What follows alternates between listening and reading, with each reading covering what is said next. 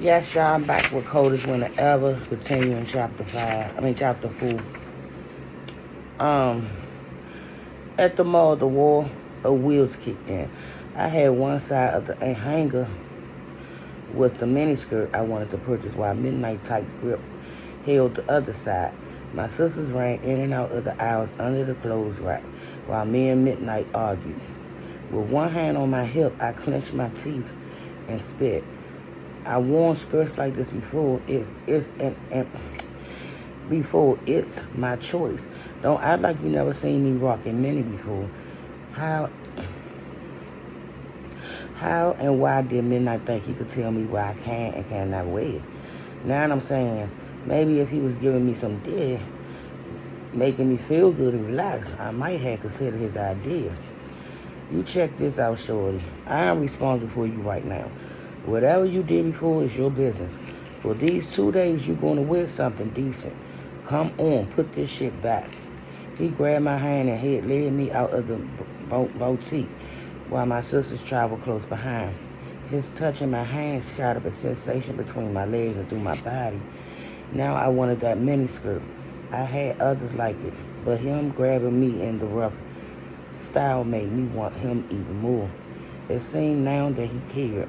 I was breaking through his ice-cold ways, and it was worth temporarily losing control. He led me upstairs in Bloomingdale's.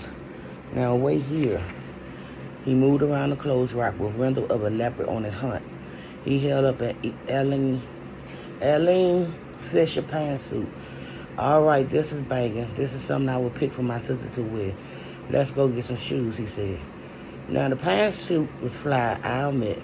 The material was high quality and all that good shit.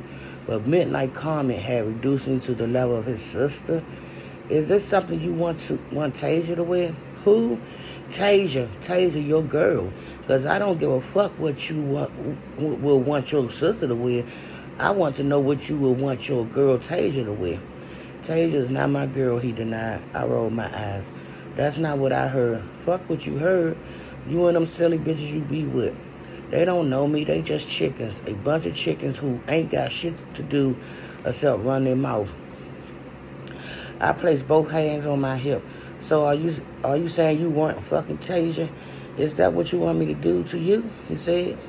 Fuck you. Then talk about it with some other hoe. I weighed his words thinking, is this like some type of trick question or something? Yes. I did want him to fuck me. Haven't I made that clear? No. I didn't want him to talk about me with some other hoe. I want him for myself. Was he calling me a hoe? Fuck it. Wear what you want to wear, he said, frustrated. I got all the things he liked for me. We picked up some clothes for the kids.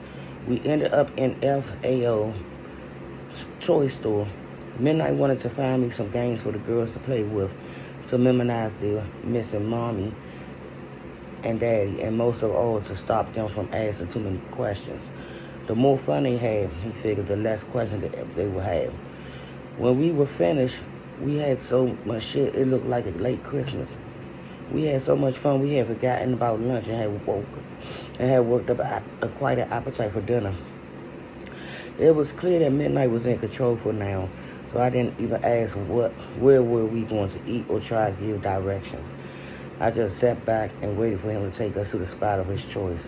We went to the North American Lobster Company, somewhere in Jersey. I felt nothing but delight. The tables were big and round. Each one had a beautiful candle counterpiece with sexual flicking flames.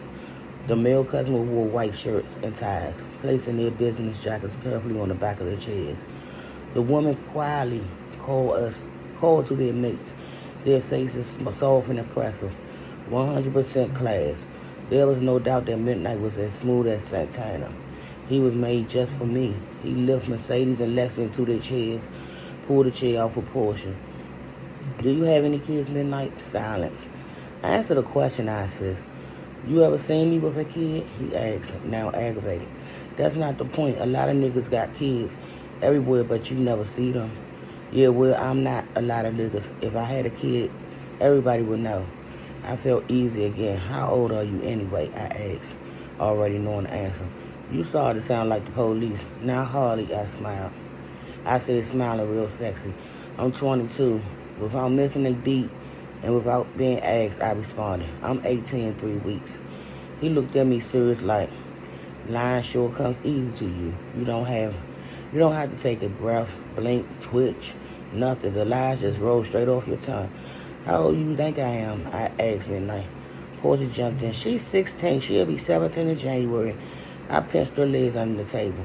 Back in the hotel, we played Goldfish, Pity Pat, I Declare War, Old Maid, Candyland, Trouble, and Sorry before the 3 little ones passed out. Everything was less tense when yesterday evening, and for me, this meant an opportunity. Before I could organize my approach, however, midnight grabbed the remote and clicked on the CNN news.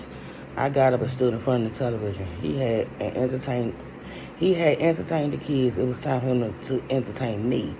He got an instant look of disgust on his face. Why don't you do something with yourself? Asked Midnight, annoyed.